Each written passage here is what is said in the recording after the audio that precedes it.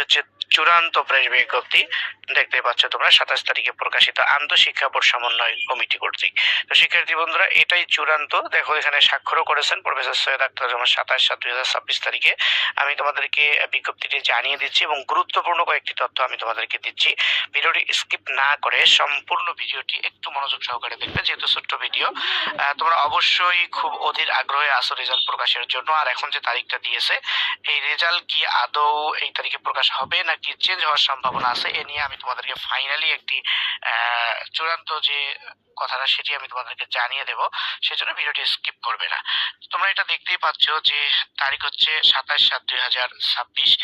এখানে সংশ্লিষ্ট সকল শিক্ষার্থী, প্রেস বিজ্ঞপ্তিতে বলা হয়েছে সংশ্লিষ্ট সকল শিক্ষার্থী ও অভিভাবক, শিক্ষা প্রতিষ্ঠান প্রধান, কেন্দ্র সচিব এবং জনসাধারণের অবগতির জন্য জানানো যাচ্ছে যে এসএসসি সমমান, অর্থাৎ এসএসসি দাখিল ভোকেশনাল যেটা আছে আর কি, সমমান যেগুলো আছে, 26-এর ফলাফল আগামী 10 আগস্ট 2026 তারিখে সারা বাংলাদেশে একযোগে প্রকাশ করা হবে। ফলাফল প্রাপ্তির নিয়মাবলী পরবর্তীতে বিজ্ঞপ্তির মাধ্যমে জানিয়ে দেওয়া হবে। আচ্ছা, ফলাফল বিজ্ঞপ্তির নিয়ম আমি তোমাদেরকে জানিয়ে দিচ্ছি একটু পরেই, তো সেটি তোমরা জানতে পারবে। তো তার আগে যে কথাটা তোমাদেরকে বলছি, এর আগে তোমরা জানো যে 20 তারিখ অর্থাৎ গত 20শে জুলাই ফলাফল প্রকাশের কথা ছিল, কিন্তু সেটা হয়নি।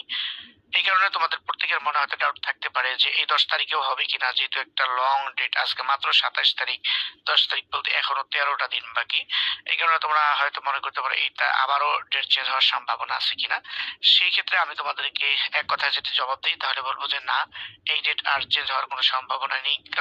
কয়েকটি কারণ আছে, আমি তোমাদেরকে বলিয়ে দিচ্ছি। তো প্রথম কারণটি হচ্ছে, এটি কিন্তু আন্তঃশিক্ষা বোর্ড সমন্বয় কমিটি তাদের প্রেস বিজ্ঞপ্তির মাধ্যমে তাদের ওয়েবসাইটে এই নোটিশ প্রকাশ করেছে, যেটা 20শে জুলাই এর ক্ষেত্রে প্রকাশ করা হয়নি।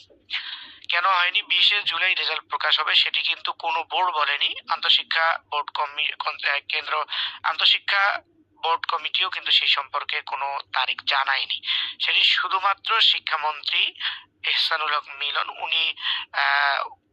উনি অর্থাৎ বিভিন্ন সমাবেশ, বিভিন্ন মিটিং এ বা এরকম রাজনৈতিক যে কর্মসূচিগুলো আসলে এখানে বিভিন্ন জায়গায় বিভিন্ন অনুষ্ঠানে সেই কথাটা তিনি জানিয়েছিলেন।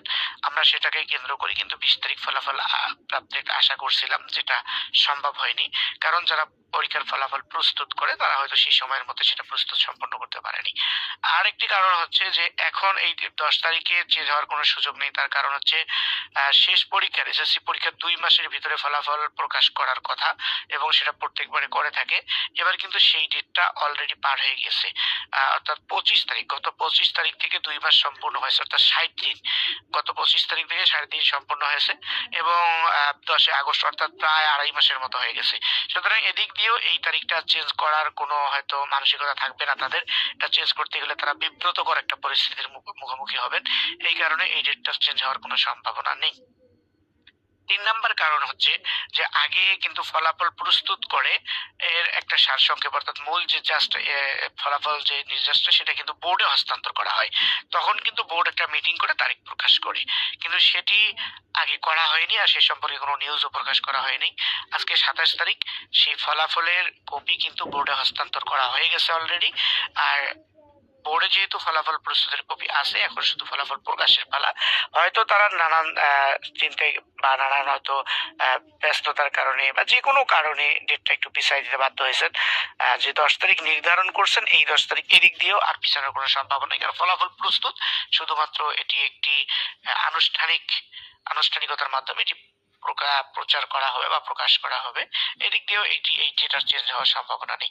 তো শিক্ষার্থী বন্ধুরা, সব মিলিয়ে তোমরা শিওর থাকতে পারো আগামী 10 আগস্ট তোমরা ফলাফল পাবে ইনশাল্লাহ।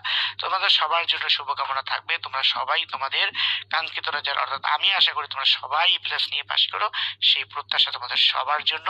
তোমরা সবাই ভালো থেকো, সুস্থ থাকো।